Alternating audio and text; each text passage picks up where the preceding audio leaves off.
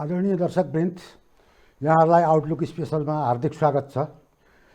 दर्शकवृन्द, केही समय अगाडिसम्म निर्वाचनमय बनेको मुलुकको राजनीतिक वृत्त अकस्मात हिजो झन्डै छापामार शैलीमा सत्तारूढ गठबन्धनका 98 जना सांसदहरूले महाभियोग प्रस्ताव प्रधान न्यायाधीश चोलेन्द्र शमशेर जबरा विरुद्ध महाभियोग प्रस्ताव दर्ता गरेपछि नेपाली राजनीति तरङ्गित भएको छ र यो महाभियोग प्रस्तावको विपक्षमा कुनै पनि राजनीतिक दल स्पष्ट रूपमा नदेखिए पनि यसलाई मूल्याङ्कन गर्ने भने सबैका आफ्ना शैली छन्। सत्तारूढ गठबन्धनले अहिले यो प्रस्ताव किन ल्यायो त? नेकपा एमाले मुलुकको सबैभन्दा ठुलो दल र प्रमुख प्रतिपक्षी दल नेकपा एमाले आज संसदीय दलको बैठकबाट यो महाधिवेशन प्रस्ताव अहिले आउनु भनेको यो अदालतलाई गिजल्ने, अदालतमा निरन्तर अस्थिरता ल्याइराख्ने र एमसीसी पास गर्ने अनि निर्वाचन सार्ने, यो तीनवटा उद्देश्यले यो महाभियोग प्रस्ताव आयो र यो प्रस्ताव अहिले आउनुको पछाडि पवित्र उद्देश्य देखिएन भन्ने किसिमको निष्कर्ष निकालेको छ। यसै सन्दर्भमा आजको आउटलुक स्पेसलमा हामी यो महाभियोग प्रस्ताव एमसीसी जुन अहिले राष्ट्रिय चर्चाको विषयको छ यसको बारेमा र अलिकति अबको निर्वाचनको बारेमा कुराकानी गर्न हामीले निम्त्याएका छौँ नेकपा एमालेका महासचिव शङ्कर पोखरेलज्यूलाई। शङ्कर पोखरेलज्यू, यहाँलाई हार्दिक स्वागत छ। धन्यवाद। अघि जुन संसदीय दलमा जुन तीनवटा निष्कर्षको कुरा गरेँ मैले, तीनवटा निष्कर्षमा पहिलो त अब अदालतलाई निरन्तर अस्थिर बनाउने, अनि अर्को भनेको चाहिँ अहिले जुन निर्वाचन घोषणा भइसकेको स्थितिमा निर्वाचनलाई सार्ने षड्यन्त्र, र तेस्रो चाहिँ एमसीसीलाई पारित गर्ने जुन हिसाबले जुन उद्देश्यले यो महाभियोग प्रस्ताव आयो प्रधान न्यायाधीशमाथि भन्ने कुरा आयो, त्यस विरुद्ध तपाईँहरूले चाहिँ प्रतिरोध गर्ने, त्यसको चाहिँ प्रतिवाद गर्ने निर्णय गर्नुभएको छ। त्यो प्रतिवादको स्वरूप के हुन्छ? पहिलो कुरा त यो महाभियोग प्रस्ताव एक प्रकारले भन्दाखेरि षड्यन्त्रपूर्ण तरिकाले ल्याइएको छ। यो पास हुँदैन भन्दै जान्दै पनि हजुर प्रतिपक्षसँग परामर्श नगरिकन, किनकि 2/3 लागि प्रतिपक्षको सहयोग आवश्यक पर्छ, प्रतिपक्षसँग कुनै परामर्श नगरिकन ल्याइएको प्रस्ताव पास गर्ने उद्देश्यका साथ ल्याइएको छैन। यो मूलतः प्रधान न्यायाधीशलाई निलम्बनमा राख्ने र कार्यवाहका माध्यमबाट आफ्ना अभिष्टहरू पुरा गर्ने मकसद हुन सक्छ भन्ने कुराको आशंका भइराखेको छ। र जति बेला यो विषय अगाडि आयो, राष्ट्रिय राजनीतिभित्र केही नयाँ परिदृश्यहरूका सम्भावनाहरू प्रकट भएको थियो। 6 महिना पछाडि सत्तारूढ दल र प्रतिपक्षका बिचमा संवाद सुरु भएको थियो र संवाद मुलुकका समस्याहरू समाधान गर्ने सन्दर्भमा आवश्यक पनि थियो। त्यो सुरु भएका बेला त्यसलाई बिथोल्ने एउटा प्रयासका रूपमा यो अगाडि आयो भन्ने कुरा स्वतः बुझ्न सकिन्छ, किनकि जोसँग संवाद सुरु भएको छ उसलाई चिड्याउने उद्देश्यका साथ उसँग संवाद नगरिकन यो अगाडि आउने खालको कुरा आफैमा रहस्यपूर्ण छ र षड्यन्त्रमूलक छ भन्ने कुरा त्यसले बताउँछ। अर्कोतर्फ चाहिँ प्रधान न्यायाधीशमाथिको महाभियोग 6 महिनाको अवधिमा त प्रधान न्यायाधीशले सर्वोच्च अदालतमा कुनै प्रकारका काम कारबाही गर्न पाएकै अवस्था छैन। 6 महिनासम्म सत्ता गठबन्धनले प्रधान न्यायाधीशलाई किन पुरस्कार दिने खालको नीति अवलम्बन गर्यो? आखिर एक समय त सत्ता गठबन्धनले चाहिँ प्रधान न्यायाधीशलाई एक प्रकारले भन्दाखेरि चाहिँ अब पुरस्कार दिने भन्ने खालका कुराहरू पनि आए र मन्त्री परिषदमा भागभण्डा दिने भन्ने खालका कुरा पनि आए। यतिसम्म कि अदालतभित्रै प्रधान न्यायाधीशले सेटिङमा काम गरेको भन्ने अर्थमा चाहिँ मूलतः सत्तासङ्घको सेटिङमा मन्त्रीको भागभण्डा खोजेको भन्ने खालको आरोप चाहिँ अदालतभित्रकै आन्दोलनमा लाग्यो। यही सत्ता तपाईँहरूकै पाला भयो हो भनेर भनिन्छ नि। हजुर, त्यसको सुरुवात चाहिँ जस्तो संवैधानिक परिषदमा प्रधान न्यायाधीश चाहिँ बस्नुभयो र उहाँले चाहिँ भाग लिए। म भन्दैछु, हजुर, संवैधानिक परिषदमा प्रधान न्यायाधीश सदस्य हो। हजुर, सदस्यको कर्तव्य चाहिँ निर्णय गर्ने कुरा हो। निर्णय गर्दाखेरि को व्यक्ति निर्णय गर्ने भन्ने कुरा सदस्यको अधिकार हो। अधिकारको विषयलाई भागबण्डा भन्न मिल्छ र? उहाँ नजिकका त थुप्रै मान्छेहरू परेछन् नि। त्यही त के हुन्छ भने योग्यता मान्छेहरू चाहिँ प्रधान न्यायाधीशको नजिक पनि हुन सक्छन्, टाढा पनि हुन सक्छन्। जब निर्णय प्रक्रियामा सदस्य छ भने उसको काम के? निर्णय गर्ने होइन। निर्णय गर्ने कुरालाई भागबण्डाको विषय भन्न मिल्छ।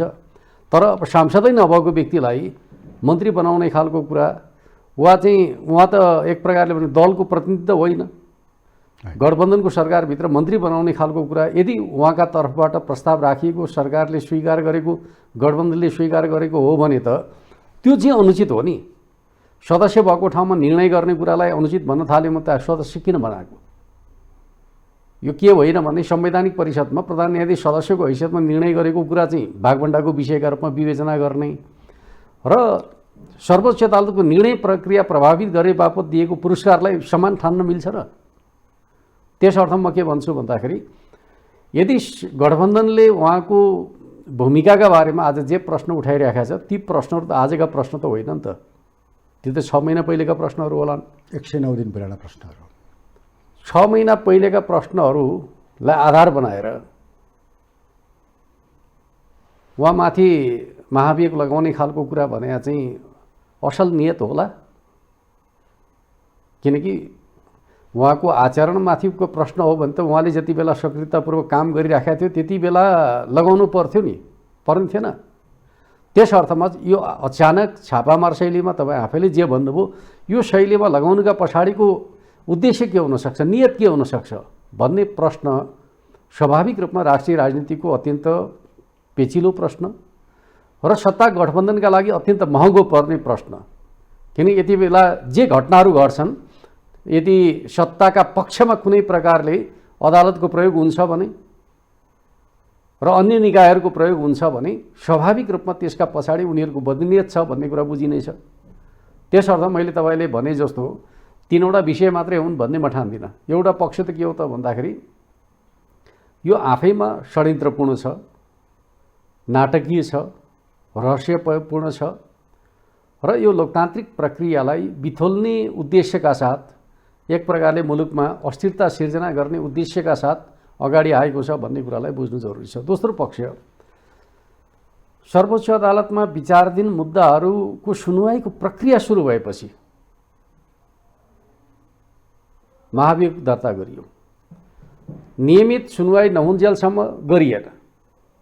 किनकि जति बेला कोभिडका नाममा चाहिँ सर्वोच्च अदालतले नियमित सुनुवाईको काम स्थगित गरेका थियो त्यति बेलासम्म चाहिँ सत्ताले यो कुरा जरुरी ठानेन। जुन दिनदेखि अदालतमा विचाराधीन विषयहरूमाथिको छलफलको प्रक्रिया सुरु भयो त्यो दिन महाभियोगको प्रस्ताव दर्ता गरियो भन्दाखेरि कतै अदालतमा विचाराधीन मुद्दाहरूलाई प्रभावित गर्ने सत्ता गठबन्धनको उद्देश्य त छैन। यो प्रश्न स्वाभाविक रूपमा उपस्थित हुन्छ। अर्कोतर्फ कतै सरकारले अदालतलाई सरकारको आदेश पालक बनाउने योजना त बनाएको छैन। किनकि हाम्रो लोकतन्त्रमा शक्ति सन्तुलनको सिद्धान्तको आफ्नै ठुलो मूल्य छ। त्यो शक्ति सन्तुलनको सिद्धान्तलाई खलबल्याउने नियत त राखेको छैन।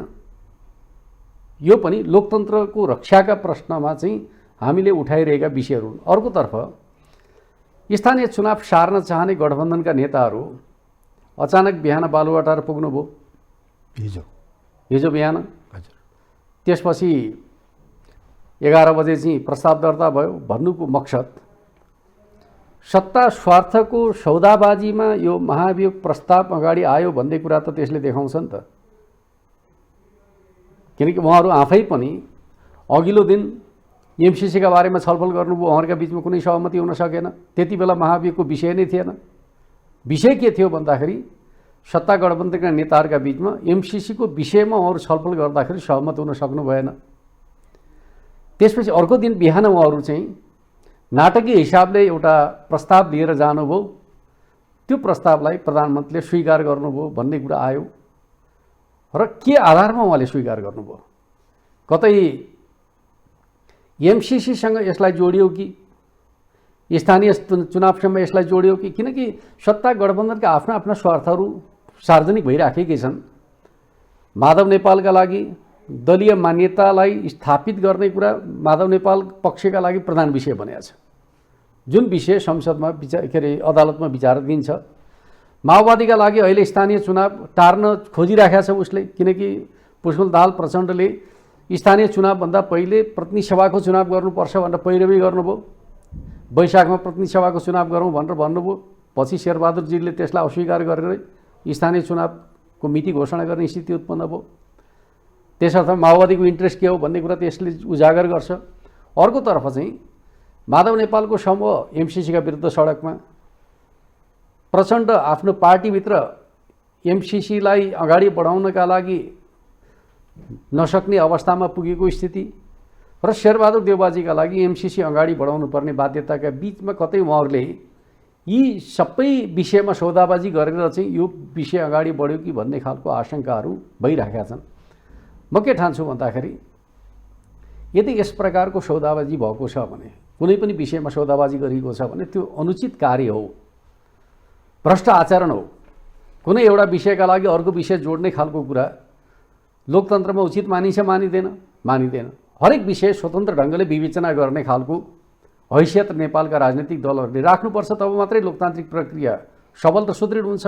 अर्को विषयको सौदाबाजीका रूपमा जब तपाईँ कुनै काम गराउन खोज्नुहुन्छ त्यसले लोकतन्त्रभित्र भ्रष्ट आचरणलाई प्रोत्साहित गर्ने खालको काम गर्छ।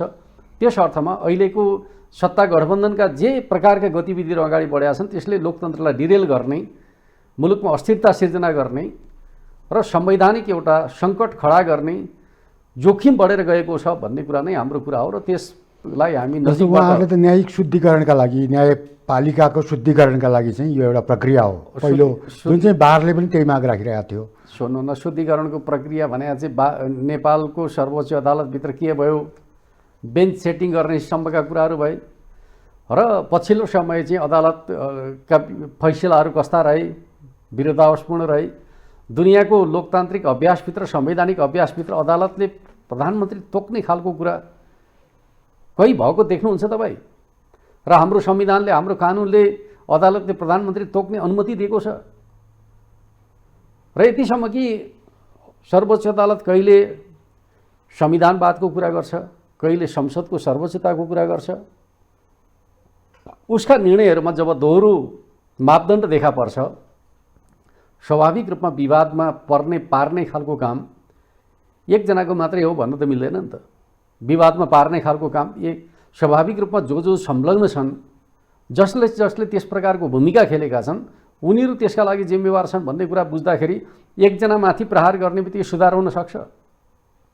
त्यसैले सुधारको कुरा हो भने समग्रतामा अदालतमा सुधार कसरी सम्भव छ भन्ने विषयमा केन्द्रित हुनु पर्यो नि। कुनै एकजना व्यक्तिमाथि महाभियोग लगाएर सुधारको प्रक्रिया अगाडि बढ्न सक्छ? त्यो पनि पास नहुने महाभियोगको हत्कण्डा प्रयोग गरेर सुधार हुन सक्छ र? अब प्रतिवाद गर्ने हामी चोलेर चाहिँ बोक्दैनौँ, तर यो निर्णयको हामी प्रतिवाद गर्छौँ भनेर तपाईँहरूले स्पष्ट भन्नुभएको छ। त्यो प्रतिवादको स्वरूप के हुन्छ त? पहिलो कुरा त हामी चाहिँ यो महाभियोगको तरङ्ग, यससँग अन्तर्सम्बन्धित विषयहरू के कस्ता छन् सूचनाहरू सङ्कलन गर्दैछौँ। र अब सत्ता गठबन्धनका स्वार्थहरूको सौदाबाजीका कुराहरू सधैँभरि लुकेर बस्छन् भन्ने त होइन, ती उद्घाटित हुन्छन् र त्यसले राष्ट्रिय राजनीतिलाई कतिसम्म गिजोल्न सक्छ र त्यो गिजोलिने प्रक्रियाका पात्र र प्रवृत्तिहरू के हुन् भन्ने कुरा हामी विश्लेषण गर्छौँ र त्यसका आधारमा हाम्रा स्टेपहरू तय गर्छौँ। हामी यस कुरामा अत्यन्त गम्भीर छौँ र हामी गम्भीरतापूर्वक आफ्नो भूमिकालाई तय गर्छौँ। त्यो 2051 सालको पुनरावृत्ति त हुँदैन भनेको के? 51 सालमा सर्वोच्च अदालतले यस्तै एउटा फैसलामा, जुन मनमोहन अधिकारीको पालामा संसद विघटनलाई चाहिँ, म तपाईँलाई भाइ के भन्छु भन्दाखेरि नेपालको न्यायिक इतिहासको कुराकानी गर्नुहुन्छ भने पार्टीको आन्तरिक विवादभित्र संसद विघटन गिरिजाप्रसाद कोइरालाले गर्नुभयो। यही सर्वोच्च अदालत हो, त्यसलाई सदर गर्यो, गरेन? र शेरबहादुर देउबाजीले संसद विघटन गर्नुभयो, यही सर्वोच्च अदालत हो, त्यसलाई सदर गर्यो। अवधि नपुगिकन विघटन गर्नुभयो, कुनै औचित्य थिएन विघटनको, तर पनि त्यसलाई सदर गर्यो। तर जब नेकपा एमाले वा नेपालका वामपन्थीहरूले लोकतान्त्रिक अभ्यासका रूपमा प्रधानमन्त्रीको अधिकार प्रयोग गर्ने प्रयुक्त गर्छन्, त्यति बेला रोकिएको छ। र जनताको नजरमा अदालतमाथिको भरोसा कसरी टुट्छ भन्दाखेरि जब दोहोरो मापदण्डको प्रयोग हुन्छ तब भरोसा टुट्छ। त्यस अर्थमा हामी के भन्छौँ भन्दाखेरि 52 साल भनेर तपाईँले सम्झाउनुको अर्थ के हो त भन्दाखेरि त्योभन्दा पहिले अदालतले के गरेका थियो भन्ने विषय पनि सम्झना गर्नुपर्छ। वा 59 सालको प्रतिगमन के कारण त तपाईँहरूले प्रतिवाद गर्नुभएको थिएन नि त्यो ढङ्गबाट? कहिले? 52 भन्दा अगाडि त। 52 भन्दा अगाडिको प्रतिवाद भने त नेपाली कङ्ग्रेस र हामी मिलेर गर्न खोजिरहेकै थियौँ। किनकि गणेशमान र मदन भण्डारीका बिचमा सघन वार्ता चलिरहेको थियो। गणेशमान स्वयं आफैले भन्नुभयो, के भन्नुभयो भन्दाखेरि लोकतन्त्रको रक्षाका लागि हामी परसम्म सोचिरहेका थियौँ, दासढुङ्गा दुर्घटनाले त्यो हाम्रो छलफललाई बिथोलिदियो भनेर भन्नुभयो। र हामी स्वाभाविक रूपमा त्यति बेला दासढुङ्गा हत्याकाण्डको एक प्रकारको पीडामा पऱ्यौँ र हामी नयाँ चरणबाट अगाडि बढ्नुपर्ने स्थितिमा रह्यौँ। त्यसले स्वाभाविक रूपमा चाहिँ नेपालको राजनीतिलाई प्रभावित गर्ने खालको काम गर्यो। तर म के ठान्छु भन्दाखेरि गलत चिजलाई हामीले सदैव विरोध गरेका छौँ, विरोध गर्छौँ। तर फेरि हामी संस्थाको एउटा निर्णयलाई हामी माने पनि छौँ। जसै हामीले जति पटक सर्वोच्च अदालतले फैसला गरेका छ, हाम्रो असहमति हामीले प्रकट गरेका छौँ, निर्णयलाई हामीले कार्यान्वयन गरेका छौँ। किनकि हामी संस्थाप्रति जिम्मेवार जवाबदेही हुन चाहन्छौँ। लोकतन्त्रमा नियन्त्रण र सन्तुलनको सिद्धान्तलाई स्थापित गर्नुपर्छ। संस्था खराब होइन, संस्थाभित्र रहेका व्यक्तिहरूको निर्णय क्षमता कमजोर हो। त्यस अर्थमा संस्थाको मर्यादा राख्नुपर्छ भन्ने कुरामा हामी सचेत छौँ। नेकपा एमाले पटक पटक यस अगाडि नै यो महाभियोग प्रकरणभन्दा अगाडि नै पनि महाभियोगको कुरो उठ्दा एउटा कुरा भन्ने गरेको छ कि परमादेशमा सामेल 5 जना न्यायाधीशहरूमाथि लगाउनुपर्छ, यदि लगाउने हो भने, होइन भने एकजनामाथि मात्रै हुँदैन भन्ने कुरो तपाईँले सामाजिक सञ्जालमा पनि कहिलेकाहीँ लेख्ने पनि गर्नुभएको छ। अब आज दिनभरि नै एक प्रकारको हल्ला चल्यो, काउन्टर महाभियोग चाहिँ जाँदैछ भन्ने किसिमको। के त्यो मनस्थितिमा छ एमाले?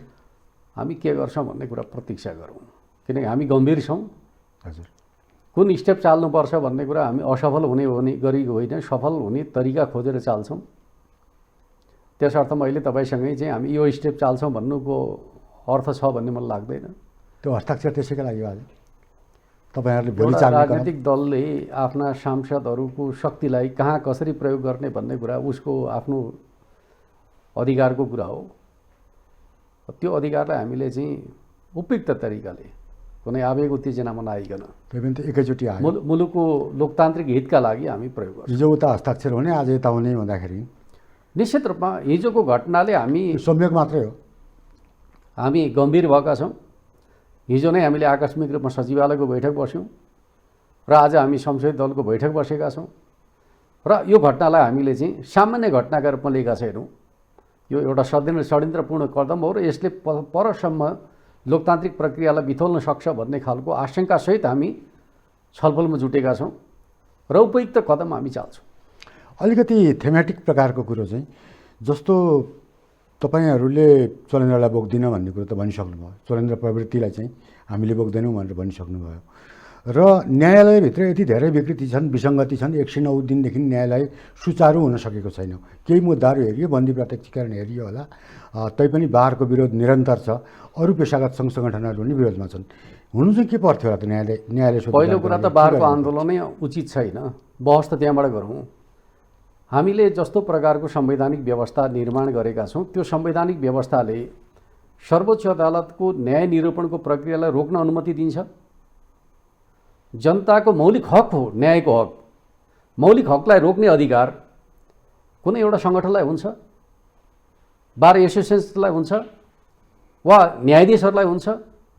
यो त एउटा जनताको लोकतान्त्रिक अधिकारप्रति मौलिक हकमाथिको आक्रमण होइन र। हामीले लोकतन्त्रको भविष्यका बारेमा चिन्ता गर्ने कि कुनै दलले अवरोध सिर्जना गर्यो त्यस अर्थमा उसका कुरा मानिदिउँ भन्ने अर्थमा जाने।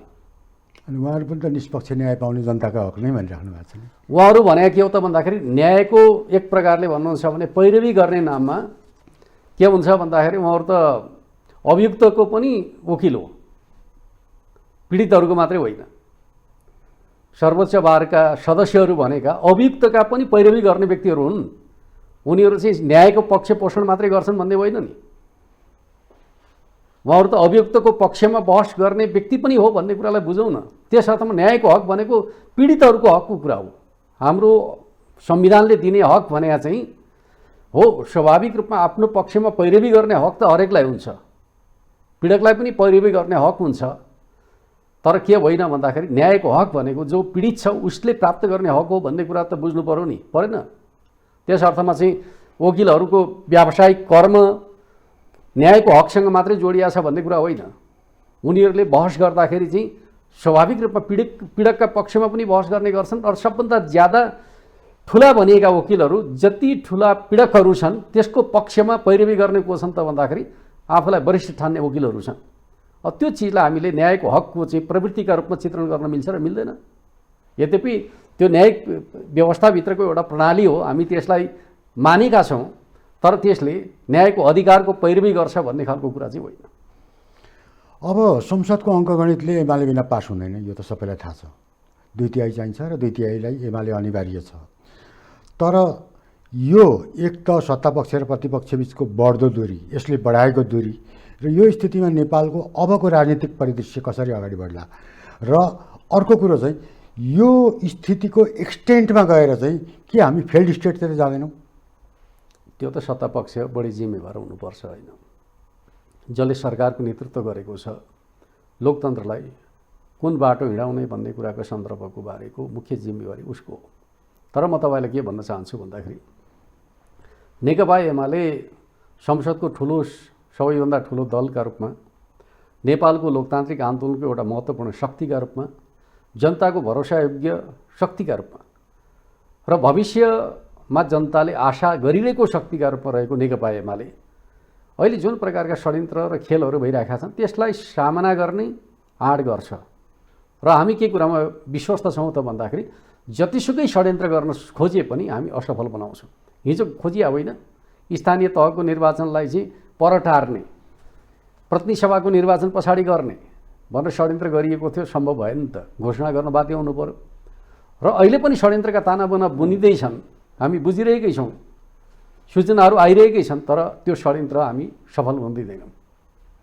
तर उहाँहरू त आज पनि जस्तो नजिकिनको लागि आज पनि अब तपाईँहरू बाहेकको सर्वदलीय बैठक थियो र त्यो सर्वदलीय बैठकमा त्यो सर्वदलीय बैठक होइन जहाँ प्रमुख प्रतिपक्षको उपस्थिति हुँदैन, त्यो सर्वदलीय नै होइन। प्रमुख प्रतिपक्ष बाहेकका दलहरूको बैठक त्यो होइन। प्रमुख प्रतिपक्ष बिना सर्वदलीय हुँदैन। त्यही त प्रमुख प्रतिपक्ष बाहेकका भने त्यो भाषा प्रयोग गरौँ न। सर्वदलीय बैठक बाहेकका दलहरूले एक प्रकारले भन्नुहुन्छ भने स्वाभाविक रूपमा सत्ता गठबन्धनले आफ्नो स्वार्थका लागि नाटक मञ्चन गरे हो। किनकि समस्या समाधान गर्ने प्रयोजनका लागि हो भने त सबभन्दा पहिले प्रतिपक्षको सहभागिताको वातावरण तयार गर्ने कुरामा उसको ध्यान जानु पर्थ्यो। हामी 6 महिनादेखि लगातार रूपमा एउटा प्रश्न उठाइरहेका छौँ, त्यो प्रश्नको उत्तर ऊ दिन चाहँदैन। हामीले त भनेको सभामुखलाई दलले गरेको कारबाहीको नोटिस प्रकाशित गर्ने दायित्व मात्रै उसको हो, छानबिन गर्ने अधिकार त छैन। तर उसले होल्ड गरेर राख्यो, के का लागि होल्ड गरेर राख्यो? सभामुखको अनुपस्थितिमा बाहिर गएका बेला समय लाग्छ भन्ने अर्थमा 15 दिनको समय राखिएको छ। तर के होइन त भन्दाखेरि छानबिन गर्नका लागि होल्ड गर्ने अधिकार उसलाई छ र। तर सभामुखको रोल के रह्यो त भन्दाखेरि माओवादीका सांसदको कारबाहीका हकमा 24 घण्टा नबित्दै, यता सरिता गिरीको सन्दर्भका बारेमा दलले गरेको कारबाही 24 घण्टा नबित्दै सूचना टाँस्ने सभामुख नेकपा एमालेका सन्दर्भमा होल्ड गरेर बस्ने खालको कुरा त्यो सामान्य कुरा हो र। अनि उहाँ त अदालतमा विचाराधीन मुद्दामा म किन बोलौँ भन्नुहुन्छ नि त? त्यति बेला विचाराधीन थियो र 13 दिनभित्र त गर्नुभएको छ नि। हामीले अदालतमा मुद्दा दर्ता हुनु पूर्व नै निवेदन दर्ता गरिसकेका थियौँ। सङ्घीय संसद नियमावलीले मलाई 15 दिनको समय दिन्छ। समय के का लागि दिने? 15 दिनको समयभित्र गर्न। 15 दिनको समय भनेको कहिलेकाहीँ सभामुख भ्रमणमा बाहिर गएको हुनसक्छ, त्योभन्दा विलम्ब गर्न पाइँदैन भन्ने अर्थमा 15 दिनको समय हो, होल्ड गर्नका लागि होइन। कुनै दल विशेषलाई विभाजित गर्ने प्रयोजनका लागि होल्ड गर्ने अधिकार दिएको छ र कानुनले। ठिक छ, तपाईँले भन्नुभएको तर्कलाई म स्वीकार्छु, तर यो अवरोध कहिलेसम्म त त्यसले? जबसम्म सभामुखले गल्ती सच्याउनुहुन्न वा संसद सुचारू गर्नका लागि उहाँले मार्ग प्रशस्त गर्नुहुन्न तबसम्म हाम्रो अवरोध जारी नै रहन्छ। मार्ग प्रशस्त भन्ने शब्द? राजीनामा, त्यसमा त कुनै दुविधै छैन। सभामुखको राजीनामा या त सभामुखले गल्ती सच्याउनु पर्यो, सभामुखको भूमिकामा फर्कनु पर्यो र समानताको व्यवहार गर्नु पर्यो, एउटा दललाई एउटा व्यवहार, अर्को दललाई अर्को व्यवहार, सभामुखको कुर्सीमा बसेर गर्न मिल्दैन। तर हुन त उहाँ के भन्नुहुन्छ भन्दाखेरि मेरो नेता प्रचण्ड हो, उहाँले जे भन्नुहुन्छ त्यही गर्छु भन्नुहुन्छ। अहिलेसम्म प्रचण्डकै कारणले गर्दाखेरि सरकारको बिजनेस रोके, प्रचण्डले भन्नुभयो भने म तयार छु भन्नुहुन्छ। अब 2-4 दिनभित्र त उहाँको नाटक त पटाक्षेप हुनेवाला छ। उहाँ चाहिँ सभामुख हो कि एउटा दलको कार्यकर्ता हो भन्ने कुरा त 2-4 दिनमै प्रकट भइहाल्छ नि त। 2-4 दिनमै किनकि एमसिसी उहाँले टेबल गर्नुहुन्छ कि गर्नुहुन्न भन्ने कुराबाट चाहिँ आदेश पालना गर्नुहुन्छ कि गर्नुहुन्न भन्ने कुरा त तय हुन्छ। भन्नाले अब तपाईँहरूको अवरोध चाहिँ अब आउँदो प्रतिनिधि सभा निर्वाचन अथवा यो प्रतिनिधि सभाको कार्यकालभरि हो? होइन, जुन दिन सभामुखले गल्ती सच्याउनुहुन्छ, आजै सच्याउनुहुन्छ, आजैबाट हामी सामेल हुन्छ, भोलि सच्याउनुहुन्छ, भोलिबाट सामेल तर हुन्छ। उहाँहरूका भर्सन र तपाईँहरूका भर्सन हेर्दा त्यो मिटिङ पोइन्ट कहीँ पनि भेटिँदैन। भेटिएन भने यसको जिम्मा त गठबन्धनले लिनुपर्छ। ठिक छ। थोरै अलिकति प्रसङ्ग बदलौँ। जस्तो एमसिसीको कुरो उठाउनु भयो। एमसिसीमा तपाईँहरू नेकपा सरकारमा हुँदा र त्यसपछि एमाले सरकारमा हुँदा र अहिले तपाईँहरूको पोजिसन चाहिँ चेन्ज भएको हो? हाम्रो कुनै चेन्ज आएको छैन। हामीले पहिलेदेखि के भन्दै आएको छौँ भन्दाखेरि सरकार अविच्छिन्न उत्तराधिकार संस्था हो, एउटा सरकारले गरेको जिम्मेवारी अर्को सरकारले पुरा गर्नुपर्छ भन्ने मान्यतालाई आत्मसात गरेका हौँ र हामीले चाहिँ पूर्ववर्ती सरकारले गरेको सम्झौतालाई संसदमा लगेर टेबल गऱ्यौँ। तर सभामुखले त्यसलाई टेबल गर्ने अनुमति दिनु भएन। पास फेल गर्ने कुरा त संसदको कुरा हो, हाम्रो मान्यता त्यही हो। सभामुखले बिजनेस रोक्न मिल्दैन, हामीले त्यति बेला पनि भनेका थियौँ, अहिले पनि भन्दैछौँ। बरु त्यति बेला चाहिँ नेकपा एमालेको नेतृत्वको सरकारले प्रस्तुत गरेको बिजनेस रोकेको कुरामा जसरी नेपाली कङ्ग्रेस बोल्नु पर्थ्यो बोलेन। अहिले उसका लागि चाहिँ टेबल गर्ने कुराको आवश्यकता परेको छ। अहिले हामी पनि के भन्छौँ भन्दाखेरि सभामुखले सरकारको बिजनेस रोक्न मिल्दैन, त्यसलाई के गर्ने भन्ने कुरा चाहिँ संसदको अधिकारको कुरा हो। पास फेल गर्ने कुरा संसदले गर्ने कुरा हो, सभामुखले होइन। हाम्रो राय त्यही नै हो। अर्कोतर्फ सम्झौता गर्दाका बखत को थियो सरकारमा भन्दाखेरि चाहिँ शेरबहादुर प्रधानमन्त्री हुनुहुन्थ्यो, माओवादी सत्ता गठबन्धनको अङ्ग थियो। र यो प्रक्रिया कहिलेबाट आरम्भ भयो भन्दाखेरि चाहिँ अभिलेखहरूले के भन्छ भन्दाखेरि झलनाथ खनाल प्रधानमन्त्री भएका बखत यो आरम्भ भयो। बाबुराम भट्टराई रहेका बेला यसले कुनै प्रक्रियाहरू थप प्रक्रिया अगाडि बढायो। त्यस पछाडि चाहिँ खिलराज रेग्मी रहेका बेला केही प्रक्रियाहरू अगाडि बढे। प्रचण्डजी भएका बेलामा थप प्रक्रिया अगाडि बढे र शेरबहादुरजी भएका बेलामा निर्णय भयो। यो अर्थमा अहिलेको सरकारमा रहेका प्रमुख पात्रहरू भएकै बेला यसको प्रक्रिया अगाडि बढेको छ। तर तपाईँ देखिरहनुहुन्छ एक प्रकारको ड्रामा चलिरहेको छ। हिजो आफैले प्रक्रिया अगाडि बढाउने नेताहरू चाहिँ आज चाहिँ पक्ष र विपक्षमा बाँडिनु भएको छ। तर सत्ता पक्ष नै पक्ष र विपक्ष बनेको छ। संसदीय प्रणालीमा प्रधानमन्त्री सिस्टममा सत्ता पक्ष राष्ट्रिय मुद्दाहरूमा दुई ठाउँमा उभिन मिल्छ र? मिल्दैन। त्यस अर्थमा प्रधानमन्त्री प्रणालीभित्र चाहिँ सरकारको धारणा के हो भन्ने कुरा एउटै हुनुपर्ने होइन। तर अहिलेको गठबन्धन स्वार्थ आधारित गठबन्धन भएका कारणले उसको कुनै दृष्टिकोणै छैन।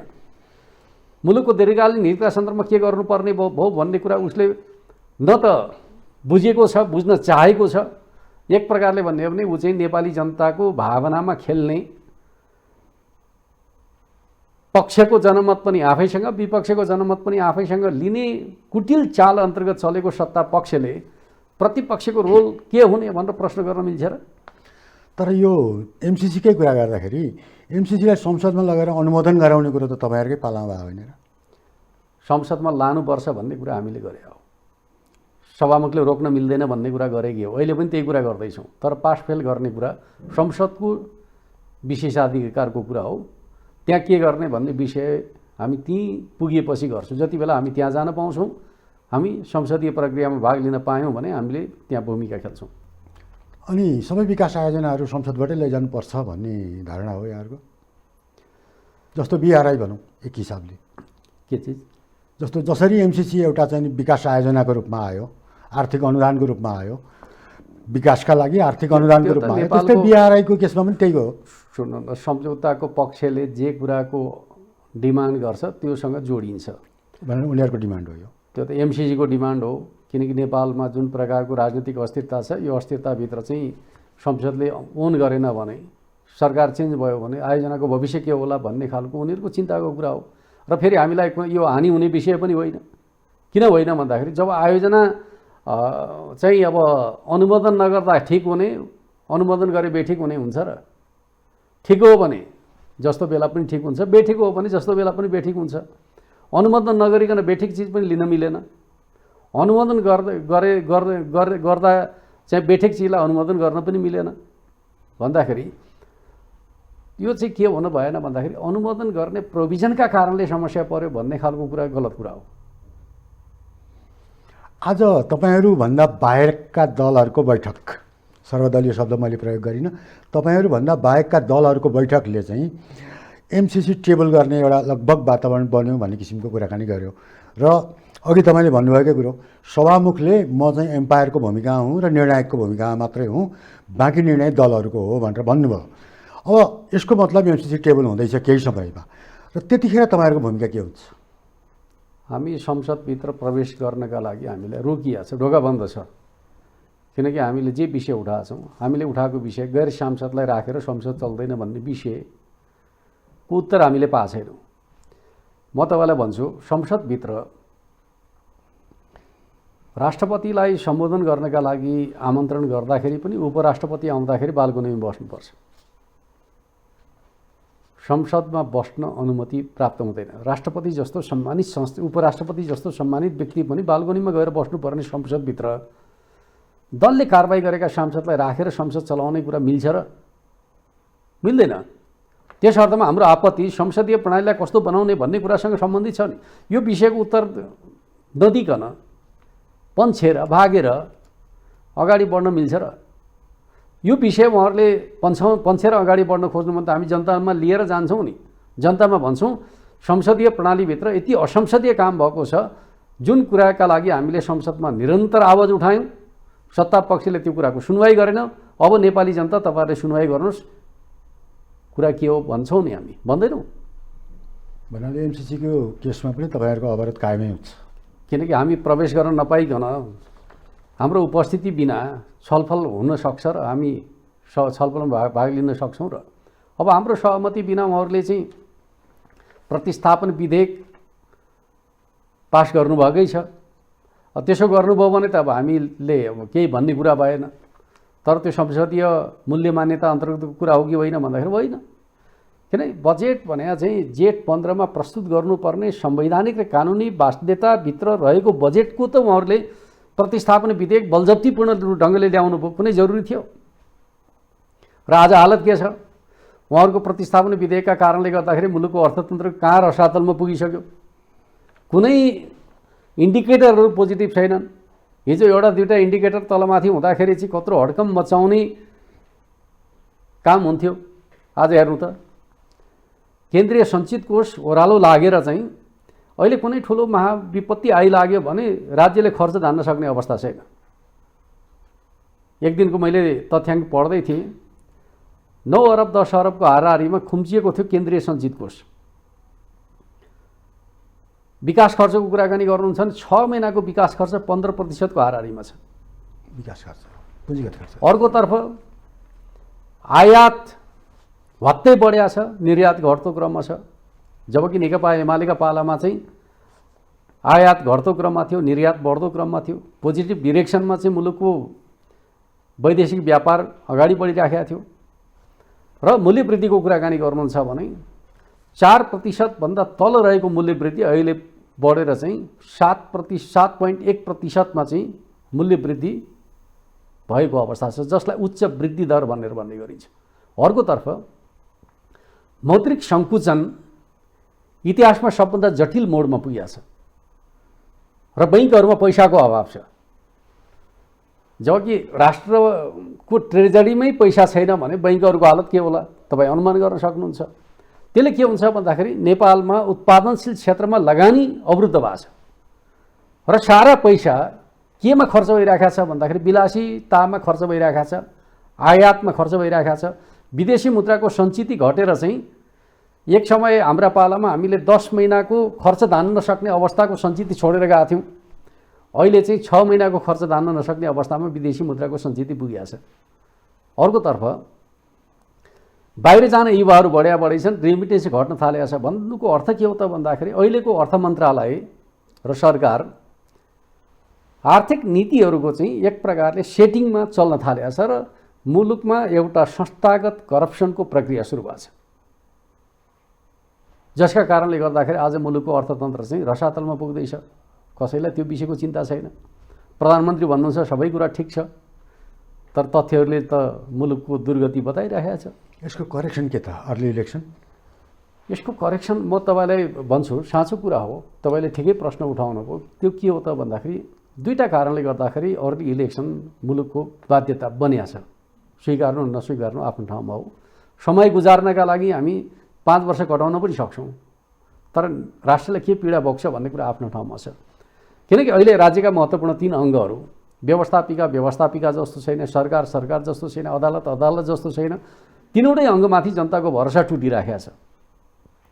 यो अवस्था किन निर्माण भयो भन्दाखेरि हिजो जनताका बिचमा जाँदाखेरि जे म्यान्डेट प्राप्त भएको थियो दलहरूलाई, त्यो म्यान्डेटका पक्षमा उनीहरू उभिन सकेनन्। जनादेश खण्डित भयो र कङ्ग्रेसका विरुद्ध प्राप्त भएको जनादेशलाई प्रचण्डजी र माधव नेपालजीले लगेर काङ्ग्रेसका पक्षमा खनाइदिनु भयो। नत्र त देवबाजीले के भन्नुहुन्थ्यो, 5 वर्ष हामीलाई प्रतिपक्षमा बस्ने जनादेश प्राप्त भएको छ भन्नुहुन्थ्यो नि त।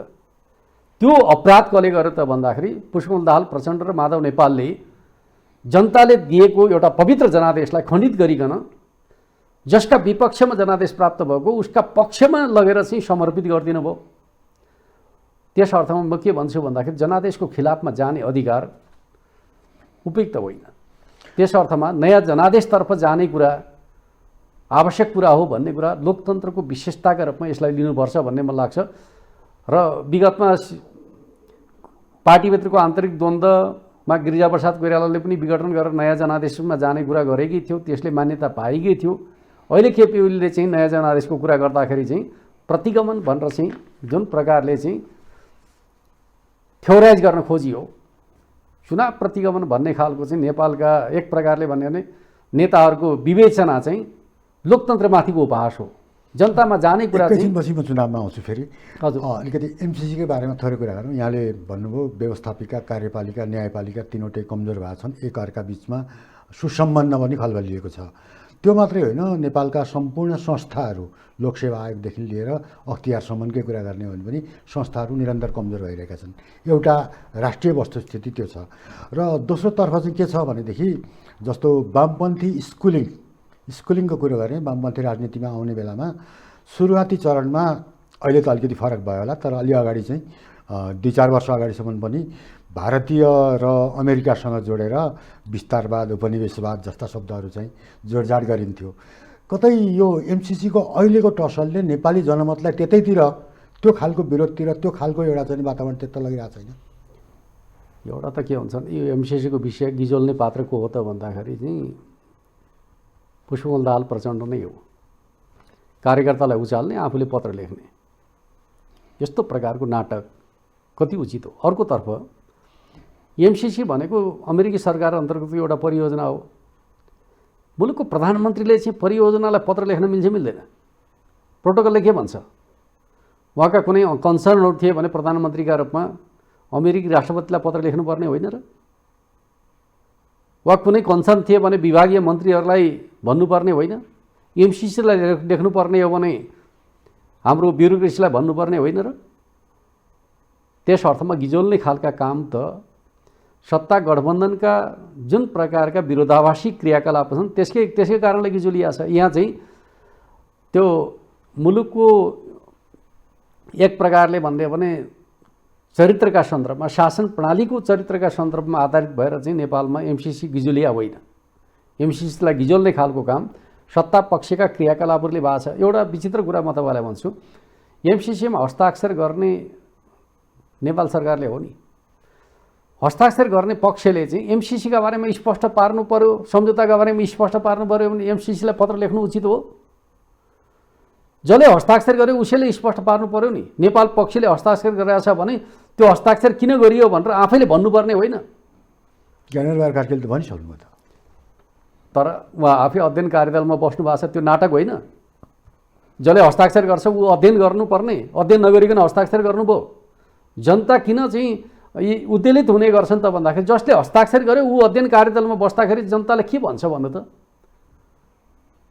त्यस अर्थमा यसलाई विवादास्पद बनाउने काम कसैले गरेको छ भने त्यो सत्ता गठबन्धनले गरेको छ र त्यस अर्थमा सत्ता गठबन्धनले सबभन्दा पहिले जवाब दिनुपर्छ के कारणले उहाँहरूले सम्झौता गर्नुभयो, के कारणले उहाँहरूले प्रश्न गर्दै हुनुहुन्छ, के कारणले उहाँहरूले अध्ययन कार्यदल बनाउँदै हुनुहुन्छ। यो चिजको जवाब चाहिँ उहाँहरूले दिनुपर्छ र एमसिसी प्रतिको उहाँहरूको दृष्टिकोण के हो, सत्ता गठबन्धनको दृष्टिकोण के हो उहाँहरूले बताउनुपर्छ।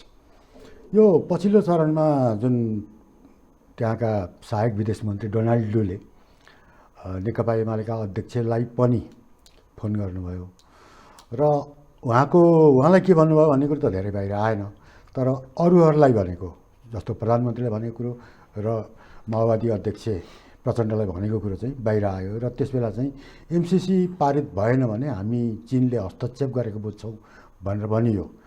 तपाईँहरूलाई अब सबैभन्दा ठुलो दलको नाताले र योभन्दा अगाडि पटक पटक सरकार भएको नाताले तपाईँहरूलाई एमसिसीका सन्दर्भमा यस किसिमको दबाबहरू आउने गरेको छ कि छैन? हामीलाई कुनै दबाब आउँदैन, हामी स्पष्ट छौँ। हामीले भनेका छौँ सत्ताले सम्झौता गरेको सत्ताले स्पष्ट पार्नुपर्छ। जुन दिन सत्ताको दृष्टिकोण स्पष्ट हुन्छ हामीले आफ्नो दृष्टिकोण सार्वजनिक गर्छौँ। त्यस अर्थमा मलाई के लाग्दैन भन्दाखेरि एमसिसीका बारेमा चाहिँ छिमेकी राष्ट्रसँग जोड्नुपर्ने विषय पनि जरुरी छैन र नेपालको निर्णय गर्ने कुराका सन्दर्भका बारेमा अनुचित दबाब पनि उचित कुरा होइन र त्यस्तो कुरा नेकपा एमालेको नेतृत्वसँग नेकपा एमालेसँग कसैले भन्या पनि छैन, त्यो भन्ने आँट पनि गर्दैन भन्ने मलाई लाग्छ। किनकि हामी सदैव स्पष्ट नीति अन्तर्गत परिचालित भएको शक्तिका रूपमा छौँ र जो दुविधामा हुन्छ, जो कन्ट्रोभर्सीमा पर्छ उसलाई नै भन्ने हो। जो एक प्रकारको स्पष्ट दृष्टिकोणका साथ अगाडि बढ्छ उसलाई कसले टिप्पणी गर्ने आँट गर्छ र गर्दैन नि। भू राजनीतिक मुद्दा चाहिँ हो कि होइन? बनाउन खोजियो, मुद्दा होइन तर बनाउन खोजियो, बनाउन खोजियो। किनकि अहिले त छिमेकीसँग जोडेर जसरी चर्चा परिचर्चा गरियो भनेर चाहिँ यद्यपि त्यो चाहिँ अब वार्ता गर्नेले प्रत्यक्ष रूपमा बनाए त छैनन्, अब त्यो चाहिँ सही हो कि होइन थाहा छैन, तर चाहिँ अब चीनसँग जोड्ने, भारतसँग जोड्ने, फलानासँग जोड्ने भन्ने खालको कुरा हाम्रो विकास आयोजनाका सन्दर्भमा प्राप्त भएको सहयोग कति उचित कति अनुचित भन्ने कुरा नेपाल सरकारले जिम्मा लिने कुरा हो। जसले सम्झौता गरेको छ त्यो चाहिँ अमेरिकाको कुरा पनि होइन, छिमेकीको कुरा त हुनै सक्दैन। जसले सम्झौता गर्यो त्यसले जनतालाई आश्वस्त बनाउनुपर्छ। जनतालाई जवाब दिने जिम्मेवारी सत्ताको हो, सत्ताले जवाब दिनुपर्छ। जनताका प्रश्नहरूलाई के फाइदा हुन्छ? हजुर, त्यो भू राजनीतिक मुद्दा बनाएर ती पात्रहरूलाई के फाइदा हुन्छ त्यो त मलाई थाहा छैन किन बनाइयो भन्ने खालको कुरा त जसले बाहिर ल्याए उनीहरूलाई सोध्नु न। किनकि हामीसँग कसैले त्यो प्रश्न गर्ने आँटै गरेका छैन भने किन बनाइयो भनेर हामीलाई बनाएको नबनाएको थाहै छैन त कसरी भन्छौँ हामी? तर अध्यक्षजीले त भन्नुभएको छ नि त, छैन छैन, यदि बनाइएको हो भने बेठेको भन्नुभएको छ। नियन्त्रित अस्थिरता मचाउन चाहने तत्त्वहरूले हाम्रो सरकार पनि गिराए भनेर त्यो त एउटा कुरा म तपाईँलाई भन्छु। एकजना भारतीय कूटनीतिज्ञले आफै लेख्नु भएको छ नियन्त्रित अस्थिरता सिर्जना गर्ने हाम्रो नीति थियो संविधान निर्माणका समयमा भनेर भन्नुभएको छ। त्यो नीति गलत हो भनेर त हामीले भन्छौँ नि त। अलिकति अब यो संसद अवरोधमै एउटा थप मेरो कुरा चाहिँ जस्तो संसद अवरोध यति लामो समयसम्म भएको नेपालको इतिहासमै पहिलो हो र यति लामो समयसम्म संसद अवरोध हुँदा जनसरोकारका मुद्दाहरू जुन अघि तपाईँले बिचबिचमा पटक पटक उठाउनु भयो, आर्थिक मुद्दा उठाउनु भयो, राजनीतिक मुद्दा उठाउनु भयो, ती मुद्दाहरूमा संसदमा छलफल नहुँदाखेरि त्यसमा नेकपा एमाले जनतालाई जवाफ दिनु पर्दैन त्यो कुराको? सत्ताका लागि संसद अवरोधै भएको छैन नि, भएको छ र? उसले गर्न चाहेको कुरा त गरेकै छ त। संसद अवरोध त हाम्रो आफ्नो अडान हो, आफ्नो मान्यता हो। किनकि हामी संसदभित्र गैर सांसद बसेको कुरा हामीलाई मन्जुर छैन, तर उसका लागि त संसद त चालु नै छ नि। तपाईँहरूले ल्याएकै दर्जनौँ अध्यादेश त अहिलेसम्म अलपत्रै परेको छैन। होइन, उहाँहरूले टेबल गरिराख्नु भएकै छ। छलफल गर्ने नगर्ने त उहाँहरूको कुरा हो, तर उहाँहरूले चाहिँ अध्यादेशको समय सकिएपछि ल्याएर टेबल गर्ने गरेकै छ नि। संसद चलेको छैन भन्ने हो भने त टेबल नहुनुपर्ने हो। उहाँहरूले प्रतिपक्षसँग संवाद गर्नुपर्ने हो, गरेका छ र? अनि तपाईँहरू नै सर्वदलीय बैठकमा जानुहुन्न त? सर्वदलीय बैठक छलफल होइन, त्यो ड्रामा हो।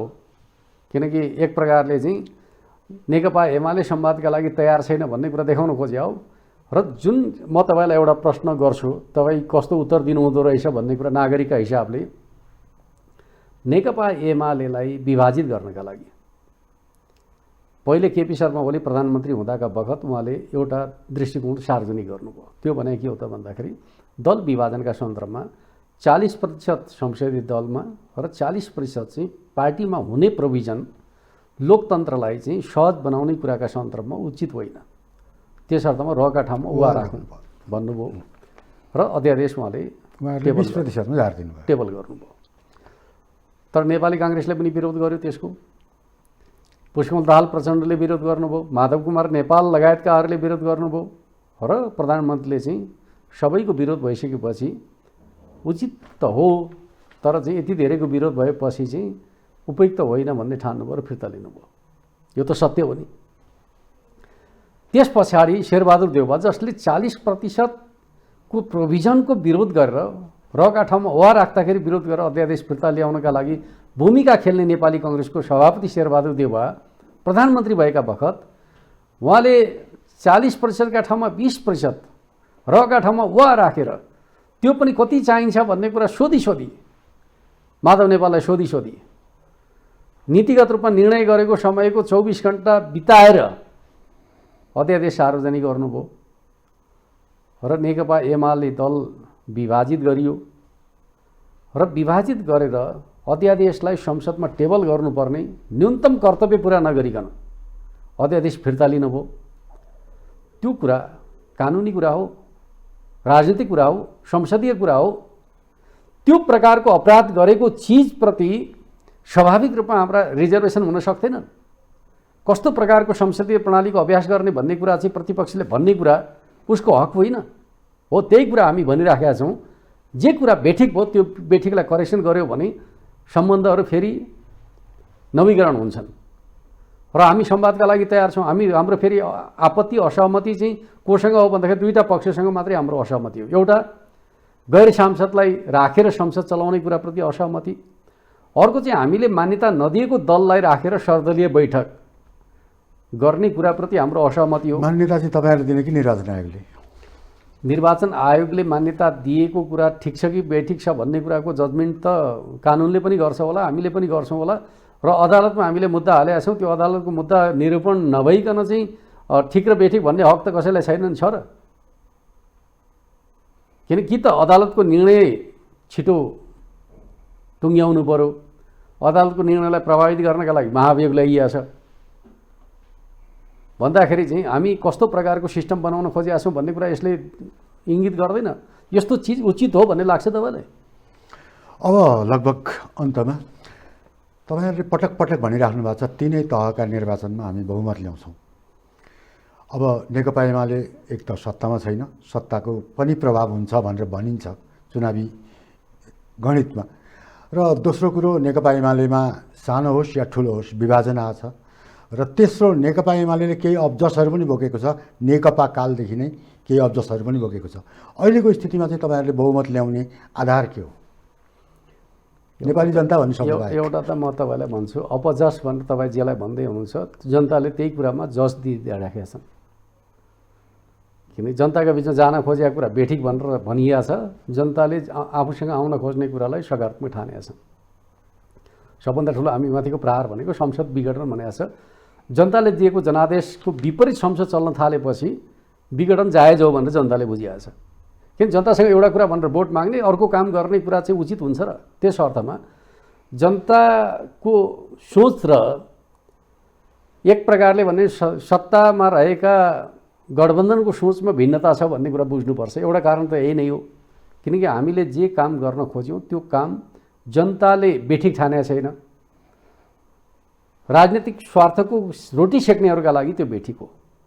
अर्कोतर्फ चाहिँ हामीले हाम्रो नेतृत्वको सरकार भएका समयमा राष्ट्रिय स्वाधीनता र स्वाभिमानका प्रश्नमा जे काम गऱ्यौँ त्यसलाई जनताले रुचाएका छन्। जस्तो कि अघिल्लो पटक नाकाबन्दीको सामना गर्ने कुरा, दोस्रो पटक नेपाली मिचिएको भूमिलाई समेटेर नक्सा प्रकाशित गर्ने कुरा, र त्यति मात्रै होइन, भारतसँगको सम्बन्धलाई नयाँ उचाइमा पुर्याउनका लागि पहल कदमी लिने खालको कुरा।